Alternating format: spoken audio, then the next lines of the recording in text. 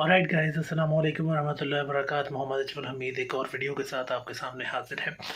आज हमें जाना है अपने वालिद साहब को लेकर, अपने फादर को लेकर FM 103 में। FM 103 में उनका आज इंटरव्यू है, तो उस इंटरव्यू को इंशाल्लाह आप तक हम पहुंचाएंगे। अभी हम जा रहे हैं अपने फादर के साथ, सो स्टे ट्यून्ड। भी आते हैं, कुछ लम्हे ऐसे होते हैं जो बहुत ख़ास हो जाते हैं। ख़ास कैसे होते हैं? किसी के आ जाने से वो लम्हे ख़ास हो जाते हैं। किसी का आना एक मामूल के प्रोग्राम को, जो हम आपके साथ से मुखातिब होते रहते हैं, प्रोग्राम करते रहते हैं, वो एक रूटीन होती है। हमारी भी प्रोग्राम सुनना, आपकी भी रूटीन होती है। लेकिन कुछ लोगों के आने से जो एक आम प्रोग्राम है जिसमें इनका ख़ास हो जाता है और मामूल की जो चीज़ें हैं वो गैर मामूली हो जाती हैं। तो आज हमारा जो प्रोग्राम है वो बेहद ख़ास होगा। हमारे शहर के न सिर्फ बल्कि इस मुल्क के बहुत मुमताज़ शायर, औरत भी शख्सियत जनाब हातम भट्टी साहब हमारे साथ स्टूडियो में तशरीफ़ रखते हैं। सर, कुछ लफ्ज़ छोटे मालूम हो रहे हैं, लेकिन मेरे पास यही एक लफ्ज़ है, वेलकम कहते हैं आपको। आप तशरीफ़ लाएँ, थोड़ा सा आप आगे हो जाए, माइक के पास हो जाए। कैसी तबीयत आपकी? खैरियत से हैं आप? अल्हम्दुलिल्लाह, अल्लाह का शुक्र है, तबीयत ठीक है। माशाअल्लाह। आपका ममनून हूँ कि आपने याद रखा, याद किया। जी। अच्छा सर, आपने इस शहर में अपनी ज़िंदगी का तवील अरसा जो गुजारा है, कई चीज़ें बनती बिगड़ती आपने देखी हैं, कई शेरी रवायतें बनी आपके सामने, मिट गई, कई रवायात को बनाने में आप भी शामिल रहे। तो अगर हम शेरी फ़िज़ा के हवाले से हम बात करें कि जब आपने शेर कहना शुरू किया और अदबी हलकों में आप आए, तो कौन कौन आपके साथी थे उस वक्त? उस अहद का मैं चाह रहा था, उस अहद से हम बात शुरू कर दें। उस अहद में सबसे पहले तो एक चीज़ थी, सुकून था। अच्छा। हर बंदा अपनी जगह पुरसुकून होता था। बेशक दो आने कमाए, उसमें इतनी बरकत होती थी कि उसका गुजारा हो जाता था। अच्छा। 1965 में मैं शहर में आया हूँ। अच्छा, कहाँ से आप आए? किस इलाके से आए आप? हम आए सत्याना रोड पे, एक चक है बत्ती। अच्छा, 32। अच्छा, ठीक है। उससे शहर में आए थे। अच्छा। फिर शहर में ही रहे इधर, लेकिन अदबी दुनिया में 65 में दाखिल हुए हैं। अच्छा, नहीं, शहर में आप कब आए? शहर में हम आए हैं 1952-53 में। 52-53 में आप आए, हाँ। ठीक है। तो 1965 में आपने शेर कहना शुरू किए? 1965 से पहले भी थोड़ा बहुत कहता था, ठीक है। लेकिन 65 से बाकायदगी के साथ इंडिया ने एक मुशायरा किया था। उन्होंने आपने कहा था कि दंद भन देने पाकिस्तानियों ने, ये उनका मिसरा था। अच्छा। इसके जवाब में हमारी एक बज़म थी, पंजाबी बज़म अदब, उसने एक मुशायरा रखा धोबी घाट में। उस मुशायरे का अनुमान था, इट दा जवाब पत्थर। अच्छा, ठीक है। तो शहर में फिर रहे थे तो देखा बहुत बहुत बड़े बड़े ना, इंसान के कद से भी बड़े बड़े पोस्टर लगे हुए थे। ठीक है। तो उस मुशायरे के, अच्छा। उस दिन मैं असल में अदबी दुनिया में दाखिल हुआ हूँ। वो मुशायरा मैंने सुना शाम को धोबी घाट में। तो मैं उनको मिला, जो इंतज़ामिया का एक आदमी था, हाफिज़ मोहम्मद सैन, बाद में बहुत मरूफ शायर थे। ठीक है। वो इंतज़ाम करवा दे थे। मैं उनसे मिला, मैंने कहा जी मैंने भी कुछ लिखता हूँ, इसमें हिस्सा लेना है। उसने कहा आपने पहले कभी किसी मुशायरे में पढ़ा? मैंने कहा नहीं। कहने लगे फिर कल चिश्ती कुतुबखाने पे आ जाना। अच्छा, ठीक। वहाँ हम देखेंगे आप क्या लिखते हैं। प्रोग्राम होते रहते हैं, आपको फिर मौका मिलेगा। ठीक है। ये मेरा एक पहला था, ठीक है। उसके बाद दूसरे तीसरे दिन मैं चिश्ती कुतुबखाने पे गया। वहाँ बहुत शायर बैठे थे, मैं भी बैठ गया, सारा दिन चाय पी आ गया।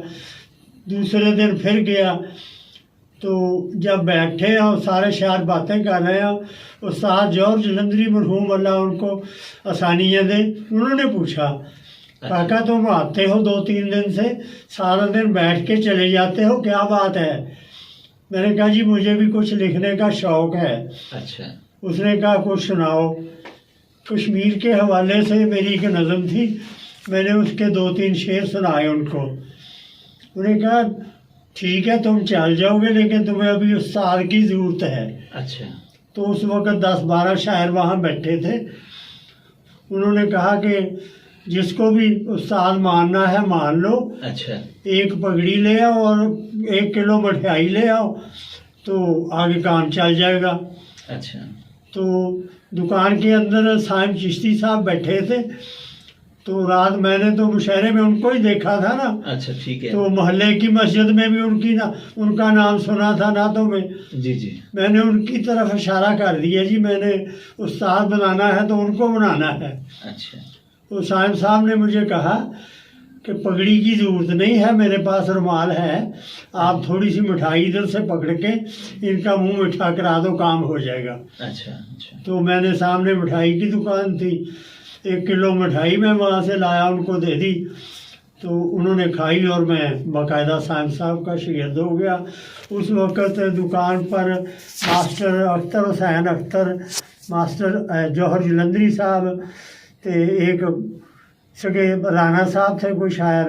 अच्छा। यानी बहुत शायर बैठे थे, सबके नाम इकबाल शायरा साहब, अच्छा। अब्दुल वहीद अख्तर साहब, और भी दोस्त थे, सबके नाम इस वक्त याद नहीं है। अच्छा, वो जो दुकान थी चिश्ती बुक डिपो ये तरह से, वो साइम चिश्ती साहब की थी मेरे ख्याल से। हाँ जी, वो दुकान कुतुब खाना जो उनका ही था। पहले किसी और का था, एक बंदा होता था सादिक सराजी। अच्छा। ये कुतुब खाना वो चलाता था। ठीक है। साहब साहब करते थे कारखाने बाजार में घी का काम। घी का। अच्छा ठीक है, घी का। तो बाद में इन्होंने वो दुकान ले ली। अच्छा। तो उसको फारिग कर दिया, पैसे दे दिए जितने उसको देने थे। सही। तो वो फिर चिश्ती कुतुब खाना हो गया। सही। अच्छा, जैसे आपने अभी जिक्र किया कि धोबी घाट में मुशायरा था, तो मैं ये चाहूँगा कि आप ज़रा इस पर रोशनी डालिए कि मुशायरे इस तरह खुले मैदानों में होते थे, यानी पब्लिक काफ़ी फिर होती होगी वहाँ पे, सुनने वाले भी। ये जो मुशायरा मैं आपको जिसकी मैं आपको बात बता रहा हूँ, मैंने अपनी ज़िंदगी में इतना बड़ा किसी मुशायरे का पोस्टर नहीं देखा छपा आज तक। सही। फुल स्केप के जो 4 कागज़ होते हैं ना न्यूज़पेपर के, जी जी। वो जोड़ के एक इश्तिहार बनता था, और वो डिस्कोट का कोई कातब था, बहुत उस्ताद कातब जिससे इन्होंने लिखवाया था वो। अच्छा। इश्तिहार ठीक है। 4 पेपर जोड़ के एक इश्तिहार बनता था, वो शहर के हर तरफ लगे हुए थे। सही। तो वो मुशायरा इतना कामयाब हुआ कि उसके थोड़ी देर बाद कश्मीर रेडियो से बंदे आए इनके पास। अच्छा। उस्ताद साहब के पास। उन्होंने कहा जी एक मुशायरा हमने भी रिकॉर्ड करके ले जाना है कश्मीर के लिए। वो इन्होंने वक़्त तय किया, किसी बैठक में एक मुशायरा हमने रिकॉर्ड किया कश्मीर के मौजू पे, वो रिकॉर्ड करके ले गए, वो आज़ाद कश्मीर पे चलता रहा है। अच्छा सामीन, प्रोग्राम बज़्म नातिक आप सुन रहे हैं मुस्तफ़ा मानुसरी के लाइव स्टूडियो से। एक वक्फ़ा है हमारे यहाँ, तो इस वक्फ़े के बाद हम आपके साथ होंगे। हमारे मेहमान हैं जनाब हातिम भट्टी, जो कि मारूफ शायर हैं। प्रोग्राम बज़्म नातिक में आज हमारे मेहमान मुशायरे के हवाले से, जो उनका पहला मुशायरा था, और मारूफ शायर नात के हवाले से बहुत बड़ा नाम साइम चिश्ती, उनके आप शागिर्द ख़ास हैं, और किस तरह से आप उनके शागिर्द हुए ये सारा आपने बताया। भट्टी साहब, आप चक 32 चक से आप फिर 1952-53 में नया पाकिस्तान बना था, तो उस वक्त आप लालपुर में आ गए। तो तालीमी सफ़र, इस पे भी कुछ हम चाह रहे थे कि आपकी फैमिली में क्या लोग पढ़े लिखे थे उस वक्त, या फिर आपने तालीमी सफ़र कैसे जारी रखा आपका? मेरी फैमिली में तलीम की तरफ लोगों का रुझान नहीं था ज़्यादा। अच्छा। एक मेरे चाचा जी थोड़ा सा पढ़े हुए थे, एक मेरे मामू। अच्छा, पूरी फैमिली में ये 2? पूरी फैमिली में ये 2 लोग पढ़े हुए थे। ठीक है। तो आगे चलकर फिर ये हुआ, चाचा ने भी अपने बच्चों को थोड़ा बहुत पढ़ाया, लेकिन उस मेरे मामू के 2 बेटे थे, एक बेटी थी, उसने तीनों को पढ़ाया। ठीक है। तो मेरी ज़िंदगी में भी आगे चलकर एक मोड़ आया जब शुरू शुरू में क्लीनों की मांग बढ़ी, तो मेरा बड़ा भाई क्लीनों का काम करता था। अच्छा। मेरे जो चाचा थोड़ा सा पढ़े हुए थे ना, जी। वो और वालदा ने मुझे बहुत जोर दिया कि तुम ये स्टॉल का काम छोड़ दो, तो भाई के साथ क्लीनों का काम करो और पैसे कमाओ। स्टॉल आपका अखबार का स्टॉल? मेरा नड़ वाले चौक में बुक स्टॉल था। ठीक है। तो एक अखबार का मैं नामानगार भी रहा हूँ, रोजनामा वफाक का 1 साल। अच्छा, ठीक है। तो वो कह रहे थे ये काम छोड़ दो, फैसले अल्लाह करता है, बंदा बेशक। नहीं करता। बेशक, इसमें कोई शक। तो अल्लाह की तरफ से मेरी नस्ल बदलनी थी, इसलिए मैं उनकी बात नहीं मान रहा था। रोज रात को वो घर में बैठे होते थे, मैंने स्टॉल बंद के करके आना तो वालदा ने और चाचा ने मुझे पकड़ लेना कि काम छोड़ दो, इधर आ जाओ, आ जाओ। और भाई भी साथ होता था। जी। तो अच्छा, उस वक्त जो कालीन की आमदनी है और स्टॉल की आमदनी में कितना फर्क था? जाहिर बात है स्टॉल की आमदनी कम होगी, जो वालिदैन कहते होंगे कि ये छोड़ो और ये काम कर लो, तो कितना की इनमें डिफरेंस था उस वक्त? उसमें बहुत फर्क था। अच्छा। कलीनों में लोग रोज 100 रुपया 200 रुपया कमा रहे थे उस दौर में? उस दौर में। ठीक है। तो स्टॉल पे 5-10 रुपए कमाते थे हम सारा दिन में। अच्छा, तो यहाँ पे ये सवाल हमारे सुनने वालों के जहन में भी आएगा या रहा होगा कि ये फिर इतना जो फर्क था, आपने इस काम को क्यों फिर जारी रखा, अखबार के या स्टॉल के काम को? इसमें चूंकि मेरा ज़हन इस काम से मुतमिन था। अच्छा। और मुझे कुछ पढ़ना लिखने का शौक भी था, सही। आपने समझा कि अगर कालीनों के काम में चले इसलिए गए। मैं कलीनों के काम पे जाता तो इल्म से दूर हो जाता। जी। इधर मैं जब रहा तो थोड़ा बहुत मैं पढ़ भी गया, सही। और पढ़े लिखे लोगों से मेरी दुआ सलाम भी हो गई। उसका ये नतीजा निकला माशाल्लाह कि आज मेरे बच्चे पढ़े हुए हैं। सही। अच्छा, देखिए ज़िंदगी में मुख्तलिफ मोड़ आते हैं, मुख्तलिफ मुकाम आते हैं। कभी आपको ऐसा वक्त आया कि आपको अफसोस हुआ हो कि आप अगर कालीनों का काम कर लेते? मैं अभी की बात नहीं कर रहा, आज से जैसे 20 साल पहले 30 साल पहले जब बच्चे छोटे थे, उनकी पढ़ाई के अखराजात पे थोड़े से बड़े हुए, शादियों के, यानी उस दौर में कभी ख्याल आया कि आपका फैसला ठीक नहीं था या आप मुतमिन रहे? नहीं, मैं अपने फैसले से मुतमिन हूँ। माशाअल्लाह। और जो मेरे ज़हन में ख्वाहिशें थी वो अल्लाह ने सब पूरी की हैं। और इतना तो मैंने सोचा ही नहीं था कि मैं यहाँ तक जाऊँगा जहाँ मुझे अल्लाह ने पहुँचाया। माशाअल्लाह, माशाअल्लाह। सही। क्योंकि उसके बाद मैंने 74 में 1975 में एक डाइजेस्ट निकाला। अच्छा। पंजाबी के रसाला था, चिनाब रंग डाइजेस्ट। ठीक है। 1 साल वो निकला। अच्छा।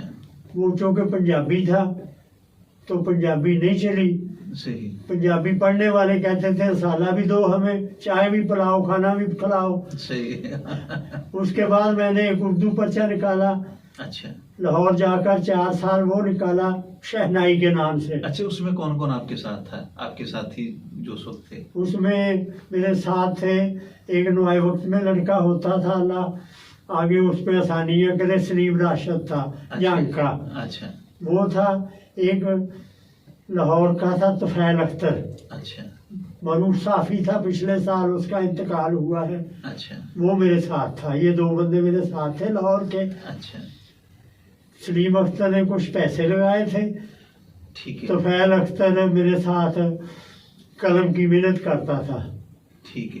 तो ये 4 साल मैगजीन जो या रिसाला आता रहा शहनाई, तो ये किस नौयत का था? ये फिल्मी अदबी मुश्तरका था। ठीक है, यानी फिल्मी सहाफत भी की आपने? फिल्मी सहाफत की है। अच्छा, फिल्मी सहाफत से यानी हमारे सुनने वाले भी ये जानना चाहेंगे कि जो उस वक्त फिल्मी शख्सियात थी उनसे फिर आपकी मुलाकात रही, कोई इंटरव्यूज़ वगैरह किए आपने? हाँ जी, मैंने किए। एक वाक़या मुझे याद है कि एक दफ़ा क्रिकेट मैच हो रहा था वहाँ एक स्टेडियम में।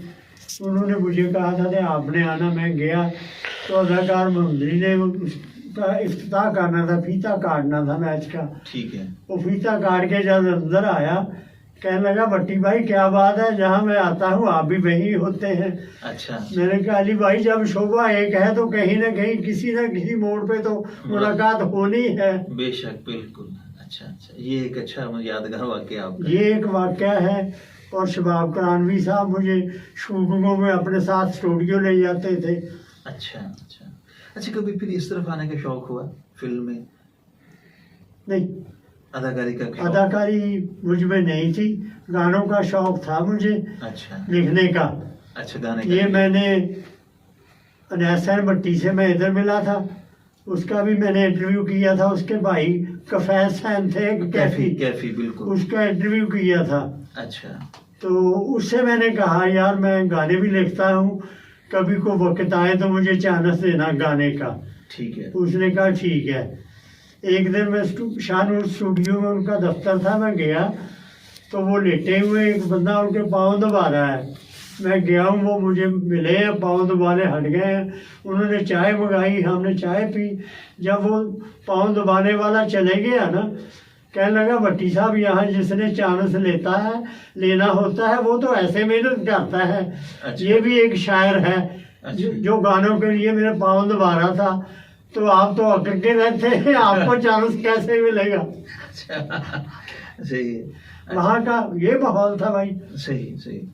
तो वहाँ शायरों से भी मुलाकात हुई, अहमद राही साहब से मुलाकात होती रही, वारिस लुधियानवी से, हसीन कादरी से। अच्छा। लाहौर में सबसे मिलते रहे हम।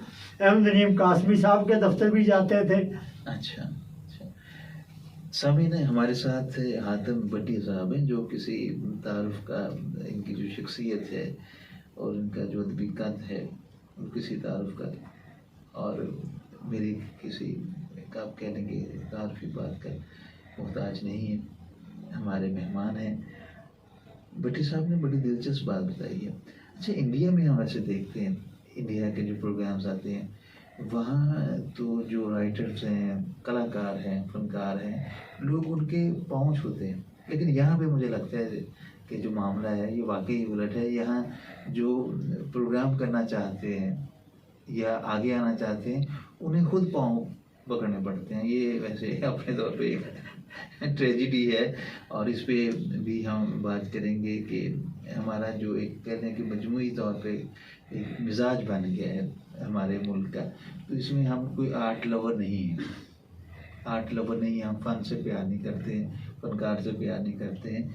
तो सामीन इस पे हम फिर किस दिन बात आपसे करेंगे कि ऐसा क्यों है कि हम बाहर एक जैसे हैं लेकिन हमारे रवैयों में इतनी दूरी क्यों है और रवैये इतने मुख्तलिफ क्यों हैं।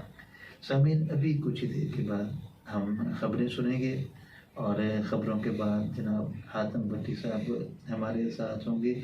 हसीन कादरी साहब के हवाले से, वारिस लुधियानवी के हवाले से, अहमद राही के हवाले से, अहमद नईम कासमी के हवाले से कुछ बातें, यादें, या और जो शख्सियात हैं। 4 साल आपने लाहौर क़याम किया तो लाहौर के हवाले से हम इनसे बात करेंगे। वेलकम बैक सामीन, प्रोग्राम बज़्म नातिक आप सुन रहे हैं मस्त FM 103 के लाइव स्टूडियो से। हातिम भट्टी साहब हमारे मेहमान हैं। हातिम भट्टी साहब पे ये एमफिल का मुकाला भी हो चुका है। ये मुकाला नगार है मकसूद अहमद और सेशन है 2018-20। ये मुकाला एमफिल उर्दू की जुज़वी तकमील और हसूल सनद के लिए शोबे उर्दू में जमा कराया गया। ये देखें जनाब, अभी अजमल साहब जो कि साहबजादे हैं हातिम भट्टी साहब के, ये यूट्यूब के लिए या सोशल मीडिया के लिए कह रहे हैं, तो मैंने कहा ये हमारे सामने इसको जो कि नाजरीन भी होंगे इसके, तो ये देखें ये मुकाला है और ये ज़ाहिर बात है एक एजाज़ की बात भी है भट्टी साहब। और ये भट्टी साहब की किताब ये देखें हरफा हार परोए, ये किताब भट्टी साहब की पंजाबी। और अफजल एहसन रंधावा ने इसका फ्लैप लिखा है। ये भट्टी साहब की नौजवानी की तस्वीर, ये देखें ज़रा, देखिए कितना फ़र्क जो ज़ाहिरी शुबात है उसमें आ जाता है। भट्टी साहब की एक और भी किताब, लेकिन वो अभी वो मंजर यहाँ पे नहीं है, लेकिन उसकी डमी आ गई है। तो लफ्ज़ां दे अथरू, ये देखें ये डमी है, ये जल्दी मार्केट में इंशाल्लाह आ जाएगी। अच्छा ये देखें, इस पे बात करते हैं पहले भट्टी साहब से। लफ्ज़ां दे अथरू एक दुखी सा एक नाम, ये आपने क्यों रखा है? ये एक नात का मिसरा जी। अच्छा नात का जी हुक्म होवे था। बिल्कुल बिल्कुल ज़रूर। मेरे लूणू दे विच रचियां ने यादां उस कमल पोश दियां। मेरे लूणू दे विच रचियां ने यादां उस कमल पोश दियां। नहीं हद्दां लभियां अज तिकर जेदी रहमत दी आगोश दियां। सुभान अल्लाह। नहीं हद्दां लभियां अज तिकर जेदी रहमत दी आगोश दियां। सिदरा तक हद जबरील दी सी, ओ जा सिदरा ते बैठ गए। सिदरा तक हद जबरील दी सी, ओ जा सिदरा ते बैठ गए। अरशां तो अगे पहुंचा ने चन अरबी दे पापोश दियां। ना मीना जाम सराइयां थी, ना जमजम थी, ना कौसर थी। ना मीना जाम सराइयां थी, ना जमजम थी, ना कौसर थी। तैबा विच जाके लैंदियां ने जिवें रीझां बादा नोश दियां। तैबा विच जाके लैंदियां ने जिवें रीझां बादा नोश दियां।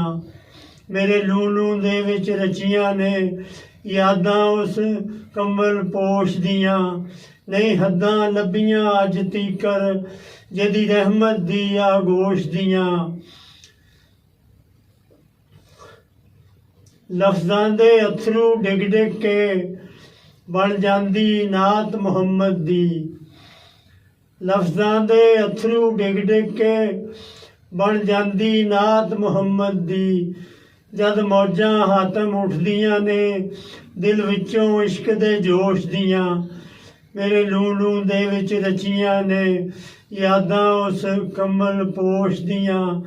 नहीं हद्दां लभियां अज तीकर जेदी रहमत दी आगोश दियां। सुभान अल्लाह सुभान अल्लाह। अच्छा आपके उस्ताद मोहतरम के हवाले से एक सवाल ज़हन में आ रहा है कि जितनी इंसान चिश्ती साहब की जो नाते हैं अवामी मकबूलियत उनको मिली है, तो उसकी कोई ख़ास उनका यानी क्राफ्ट कह लें फ़नी महासिन उसके ख़ास थे, या उसमें बहुत रवानी अल्फाज में कि उसको बहुत पढ़ा गया उनकी नातों को, इस पर कोई आप बात करना चाहेंगे? ये तो जी नाकद कर सकते हैं। मैं तो रवान उनका शेर सुना सकता हूँ आपको। जी ज़रूर ज़रूर। कमली वाले दी शान सुभान अल्लाह। कमली वाले दी शान सुभान अल्लाह। जिस दे नूरों हर जलवाए दीद बनिया। जर्रा लगा जो उसदे नाल कदमा। या वो चन्न बनिया या खुर्शीद बनिया। एक एक नात जद सोहणे दी होई कट्ठी।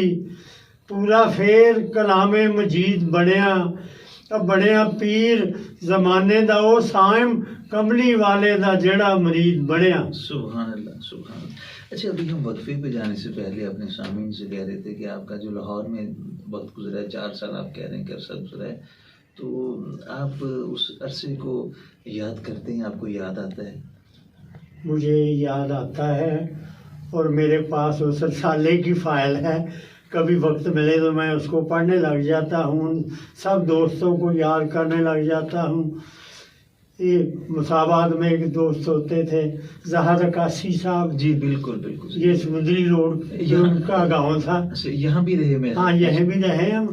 उनका गांव भी इधर समुद्री रोड पे था। ठीक है। उनसे बहुत मोहब्बत थी।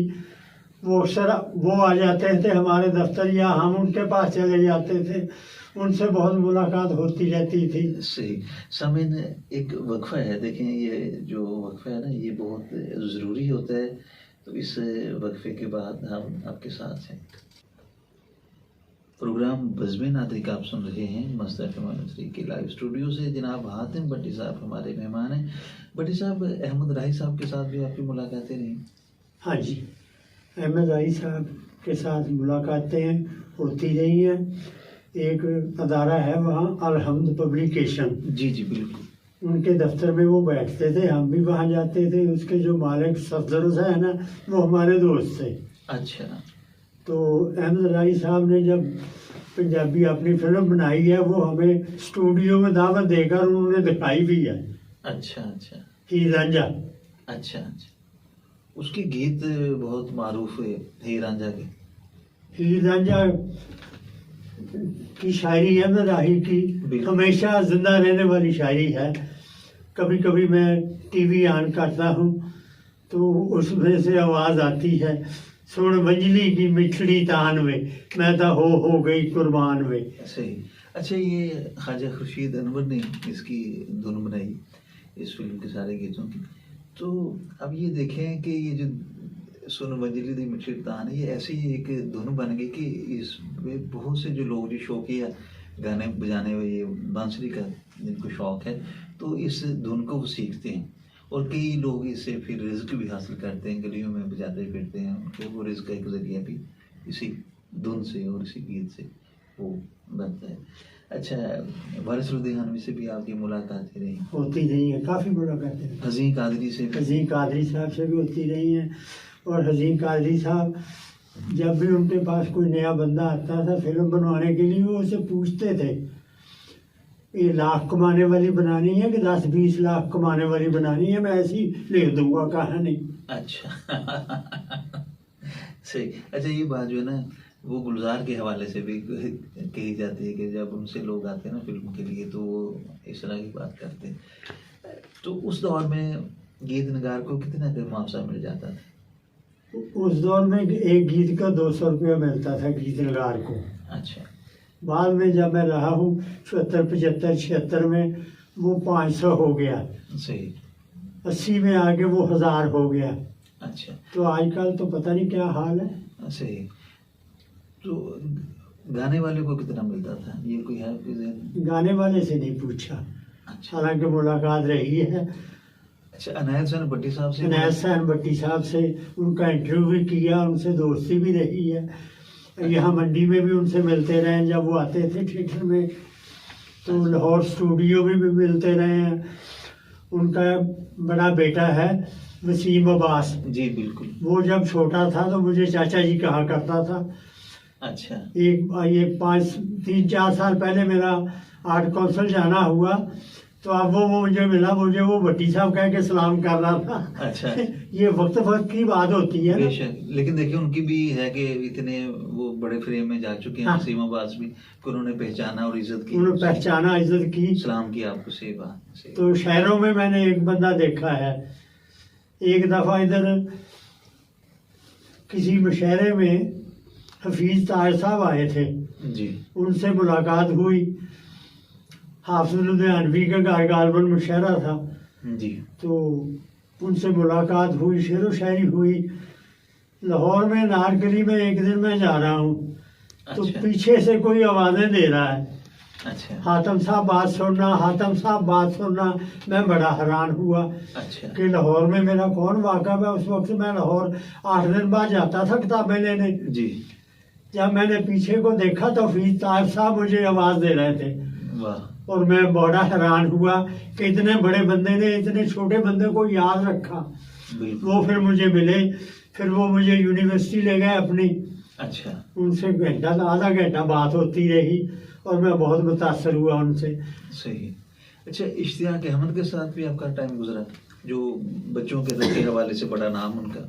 हाँ जी, इश्तियाक अहमद के साथ भी मेरी बड़ी दोस्ती रही है। वो बुनियादी तौर पे जंग के रहायशी थे, जी। मुझे नहीं पता था उनका। मैं स्टॉल पे बैठा था, 2 बच्चे आए। अच्छा। उन्होंने कहा जी हमें जमशेद की किताबें चाहिए। अच्छा। मुझे नहीं उस दौर में पता था, तो हमारे पास किताबें आती थी फिरोज चंद की, उनका एक सिलसिला था जमशेद सीरीज। जी जी। मैंने वो किताबें ला के उनको दी। वो कहने लगे ये नहीं है जी, वो और है। अच्छा। फिर मैंने तलाश किया, मुझे पता लगा कि इश्तियाक अहमद साहब ने किताबें शुरू की हैं, उसके किरदार हैं जमशेद साहब। अच्छा। फिर मैं लाहौर गया अच्छा। तो वहाँ पता किया, शायद अब एक दुकान होती थी सही। एक मीनार वाली लोहारी मस्जिद के चौक में। जी वो अब तो दवाइयों की दुकानें बन गई हैं ना, किताबें ख़त्म हो गई हैं। जी। पहले वहाँ आईना अदब भी होती थी, शुआए अदब भी होती थी, और भी किताबों की दुकानें थी वहाँ। शुआए अदब के मौलाना अलीम साहब से मैं मिला, मैंने उनसे पूछा इश्तियाक अहमद की किताबें, कह रहे हमारे पास नहीं है लेकिन हैं, वो छापते हैं। अखबार मार्केट से मैं पूछ के उनके दफ्तर गया और उनसे मैंने किताबें मंगवाई। जी। और उसके बाद इश्तियाक साहब के दफ्तर गया, कृष्ण नगर में इन्होंने दफ्तर बनाया हुआ था। पहले तो ये बस में आते थे, बस से जाते थे, फिर इन्होंने गाड़ी ले ली। मैंने 8 दिन बाद लाहौर आना होता था किताबें लेने के लिए। फिर ऐसा सिलसिला चला कि ये जंग से आते हुए मुझे फैसलाबाद से साथ ले लेते थे। अच्छा। लाहौर में आके हम बिछड़ गए। सारा दिन मैंने अपना काम करना, शाम को अपने काम से फारिग होकर इस्लाम नगर सांदे पहुंच जाना इनके पास। इन्होंने फारिग होना, फिर हमने दोनों ने प्लाजा सिनेमा में एक इंग्लिश फिल्म देखनी। अच्छा। उसके बाद वापस जाना। अच्छा। अच्छा। ये काफ़ी अरसा ये सिलसिला चलता रहा। सही। अच्छा, उनकी किताबें काफ़ी सेल भी हुई। उस दौर में इश्तियाक अहमद की किताबें बिकती थी। मैंने एक प्रोग्राम करवाना था फैसलाबाद की म्यूनसिपल कॉरपोरेशन का, उस वक्त दफ्तर कारखाना बाजार में होता था। जी। तो उसके हाल में मैंने एक प्रोग्राम रखा इश्तियाक अहमद के साथ। तो मेरे ज़हन में था कि इश्तियाक अहमद साहब की सदारत करानी है। जी। तो लाहौर में तुफैल अख्तर के साहब इशफाक साहब से मिले हम। जब उनको बताया, उन्होंने कहा यार मुझे बड़ी खुशी होती अगर मैं इस प्रोग्राम में शामिल होता। मेरे पोते दोते कहते हैं कि नाना दादा आप उतने मकबूल नहीं हैं जितना इश्तियाक अहमद मकबूल है। लेकिन मेरी उस दिन सरकारी मेरे को काम है, मैं नहीं आ सकता। उन्होंने इनकार कर दिया। फिर हमने तुफैल अख्तर और मैंने सोच के मुन्नू भाई को सदारत के लिए लिया, और एक टीवी आर्टिस्ट से गयूर अख्तर साहब, अल्लाह उनकी मगफरत फरमाए, उनको मेहमान खुसूसी बनाया, और तुफैल साहब को मेहमान खुसूसी बनाया था उस प्रोग्राम में। सही सही। अच्छा भट्टी साहब, हमारे जो प्रोग्राम का ना वक्त अब अपने अख्ताम के करीब है, ये आपकी किताब ज़रा दिखा भी दूँ जो हमारे नाज़रीन बनेंगे, जो आप हमारे सामीन हैं। तो इसमें कोई कलाम जो है, चूँकि वक्त कम है, तो आप कुछ मुख्तसर इसमें कोई चीज़ है तो आप ज़रूर, ताकि ये भी रिकॉर्ड में आ जाए।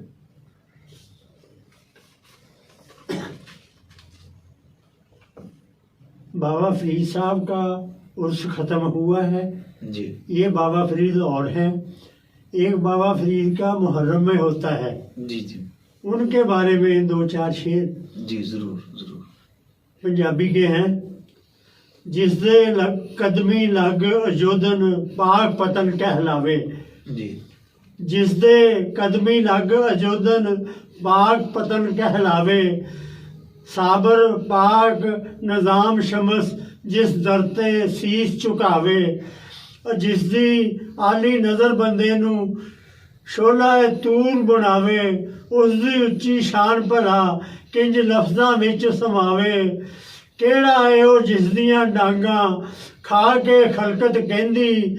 और जिवें मारन वालिया होर एक मार फरीद दे नां दी। वाह वाह। जद तक दुनिया कायम रहने इलम दे दरिया वगदे। जद तक दुनिया कायम रहने इलम दे दरिया वगदे। चीरनगे नेरे दा सीना हक दे दीवे जगदे। फैज़ दे चश्मे जारी रहने खलकत दे ठठ लगदे। ताजवरा तो उच्चे रुतबे बाबा जी दे सकदे। लिखा भी ते की मैं लिखा अकल है आजिज़ मेरी। सोचा नालों बेअंदाज़ा उसदी शान उचेरी। वाह। लख करोड़ा वलियां अंदर ਇਹ ਹੈ ਕੁਤਬ ਮਿਨਾਰਾ, ਲੱਖ ਕਰੋੜਾਂ ਵਲੀਆਂ ਅੰਦਰ ਇਹ ਹੈ ਕੁਤਬ ਮਿਨਾਰਾ। ਚਿਸ਼ਤੀ ਹਿੰਦੁਲ ਵਲੀ ਦਾ ਇਸ ਚੋਂ ਦਿਸਦਾ ਇਹ ਲਸ਼ਕਾਰਾ।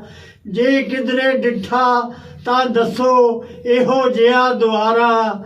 ਹੈ ਫਰਮਾਇਆ ਬਾਬਾ ਜੀ ਨੇ ਇਹ ਰੋਟੀ ਰੁਕਨ ਭਾਰਾ। ਦੂਰ ਦੂਰ ਤੋਂ ਇਕੱਠੀ ਹੋ ਕੇ ਖਲਕਤ ਬੇਅੰਦਾਜ਼ਾ। ਉਹ 5 ਮੁਹੱਰਮ ਨੂੰ ਲੰਘ ਜਾਵੇ ਜੰਨਤ ਦਾ ਦਰਵਾਜ਼ਾ। ਦੂਰੋਂ ਦੂਰੋਂ ਇਕੱਠੀ ਹੋ ਕੇ ਖਲਕਤ ਬੇਅੰਦਾਜ਼ਾ। 5 ਮੁਹੱਰਮ ਨੂੰ ਲੰਘ ਜਾਵੇ ਜੰਨਤ ਦਾ ਦਰਵਾਜ਼ਾ। ਕੁਤਬੁੱਦੀਨ ਖਵਾਜਾ ਦੇ ਬਾਲਕ ਇਹ ਕੁਤਬਾਂ ਦੇ ਸੰਗੀ।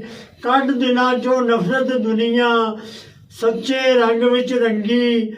ਨਫਸ ਨੂੰ ਕੁੰਦਨ ਕੀਤਾ ਦੇ ਕੇ ਹਰ ਅੰਦਾਜ਼ ਵਿੱਚ ਤੰਗੀ। ਰਾਹਤ ਕਮਾ ਕੇ ਖਲਕਤ ਦੇ ਲਈ ਰੱਬ ਤੋਂ ਰਾਹਤ ਮੰਗੀ। ਸ਼ਹਿਨਸ਼ਾਹਾਂ ਤੋਂ ਲੱਖਾਂ ਦਰਜੇ ਉੱਚੇ ਹੈਨ ਮੁਰੀਦ। ਹਾਤਮ ਗੂੰਜੇ चार चुफेरे हक फरीद फरीद। सुभान अल्लाह, बहुत खूब। सामीन ने ये थे हमारे आज के मेहमान जनाब हातिम भट्टी साहब। सर बेहद शुक्रगुजार आपके कि आप तशरीफ़ लाए। अल्लाह तबारक व तआला आपको सेहत के साथ सलामत रखे। इंशाल्लाह फिर किसी प्रोग्राम में आपको बुलाएंगे और जो बातें तृष्णा रह गई हैं हम चाहेंगे कि वो बातें भी आपसे सुने। सामीन इसके साथ ही अपने मेज़बान गज़नफ़र नातिक को इजाज़त दीजिए। आपसे इंशाल्लाह मुलाकात रहेगी। तब तक अल्लाह ने के बाद।